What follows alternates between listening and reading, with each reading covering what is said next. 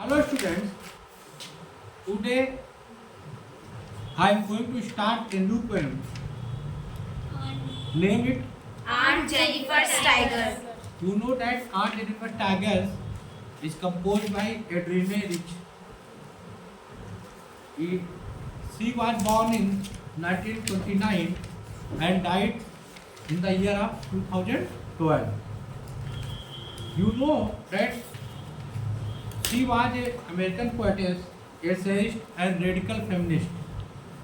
She was called one of the most widely read and influential poets of the second half of the 20th century, and was credited with bringing into the fore and operation of the women. यानी जितने भी women के ऊपर जो अत्याचार हो रहे हैं उनके खिलाफ उन्होंने जमकर आवाज उठाई थी. ठीक है. About the poem. The poet expresses the inner feelings of a female, Aunt Jennifer.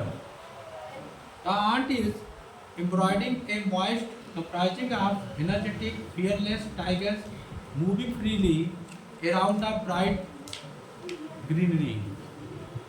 Actually में जो कविता है ये एक फीलिंग को दर्शाती है औरत की, ठीक है, जो कि एक बहुत ही अच्छी ऊर्जायुक्त fearless tigers को बनाती है पर्दे पर. She is living a life of submissiveness of her husband's command. Her acts are dominated by him and she learns him constantly. She fears him constantly. अर्थात ये जो लेडी रहती है ये अपने हस्बैंड से बहुत डरती है, हर काम में डरती है और हमेशा उसके हुक्म को मानती है. This pattern of free and fearless tigers reflects her inner desire to live a free and fearless life. और वाकई में ये जो मुक्त रूप से और fearless tigers को उसने पर्दे पर उकेरा है, ठीक है, ये उसकी एक इनर डिजायर को शो करती है जिसमें वो चाहती है कि वो मुक्त रहे, फ्री रहे एंड fearless लाइफ जिए. fearless मतलब भयहीन जीवन, डरे नहीं किसी से, जैसे वो इसमें पहले अपने हस्बैंड से डरती है. क्लियर. फिर देखिए, The tigers are graceful, elegant and bright. और ये जो टाइगर्स उसने बनाया है पर्दे पर, ठीक है, ये बहुत ही एनर्जेटिक है, बहुत उत्कृष्ट एलिगेंट है एंड ब्राइट चमकीले हैं. Aunt Jennifer's tigers trembles as the Aunt Jennifer's fingers trembles as the embroideries. जैसे जैसे वो ऊन पे कोई चीज़ बनाती है तो उसकी उंगलियां कांपती हैं ऐसे ऐसे, ठीक है.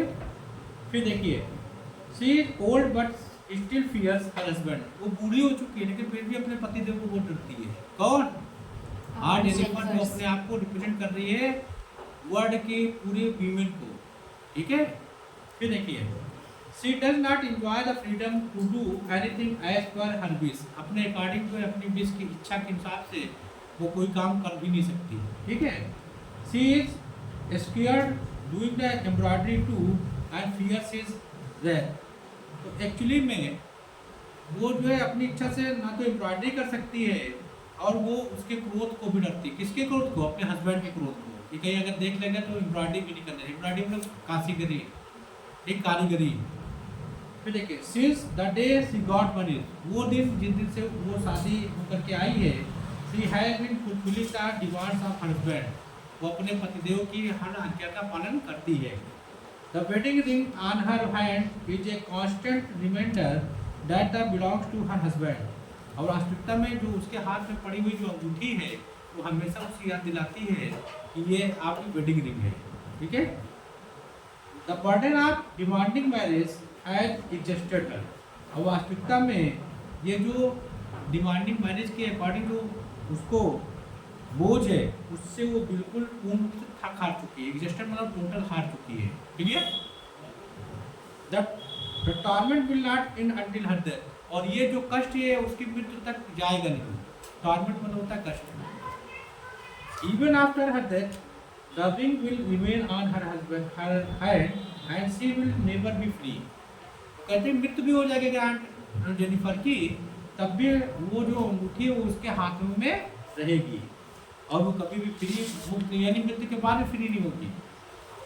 ऑन द अदर हैंड, दूसरी तरफ, the tigers that she is embroidering will continue to move around freely forever.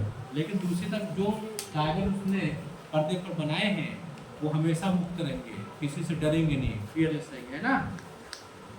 और फ्रीली यानी मुक्त रूप से विचित करेंगे। Her desire of freedom and fearlessness will live on through her tigers. और उसकी जो फ्रीडम की इच्छा है, डिजायर ऑफ फ्रीडम यानी वो औरत भी चाहती है कि हम अपने हस्बैंड से मुक्त होकर के आराम से जीवन जिए, लेकिन वो अंदर ही रखती है, बाहर एक्सप्रेस नहीं करती है।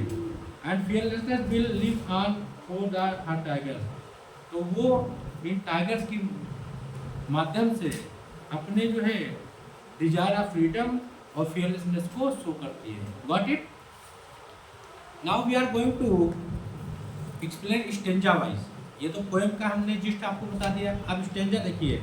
Aunt Jennifer tigers prance across the screen. Aunt Jennifer के द्वारा जो बनाए गए टाइगर्स हैं वो प्रॉन्स यानी उछलते कूदते हैं, गति करते हैं कहाँ?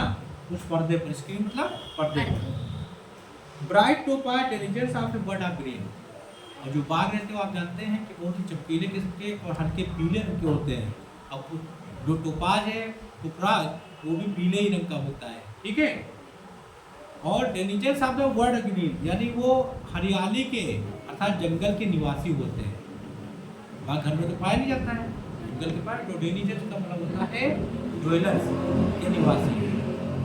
They do not fear the man beneath the tree. और वो जो है पेड़ के नीचे जो खड़े हुए आदमी उनसे डरते नहीं हैं।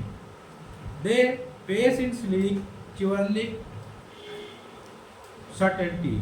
और बहुत ही जो बिल्कुल एक निश्चित ढंग से, ठीक है, वो बहादुरी से और निश्चित रूप से वो अपने आप को उछलते कूदते हैं या गति करते हैं। क्लियर? क्या करते हैं? स्लीक। स्लीक मतलब जो चिकने ढंग से, बहुत ही फुर्ती ढंग से वो उछलते कूदते हैं। क्लियर? पहला हो गया। सेकेंड स्टेज देखो। Aunt Jennifer finger fluttering through her wool find even the ivory needle hard to pull. अब देखिए आंट जेनिफर जो ऊन से जो उस पे पर्दे पर जो है करते हैं वो चित्र उकेर रही हैं। किसके? टाइगर्स के। उनको उकेरते समय या एम्ब्रॉयडरी करते समय उनके हाथ क्या हो रहे? फ्लूटर हो रहे हैं, कांप रहे हैं। जबकि जो सुई है वो हाथी दांत की बनी हुई है। इवोरी, इवोरी मतलब हाथी दांत की बनी हुई, जो आसानी से निकलती है, लेकिन उसको भी करने में उनके हाथ क्या हो रहे हैं? कांप रहे हैं। The massive weight of uncle's wedding hand, ठीक है।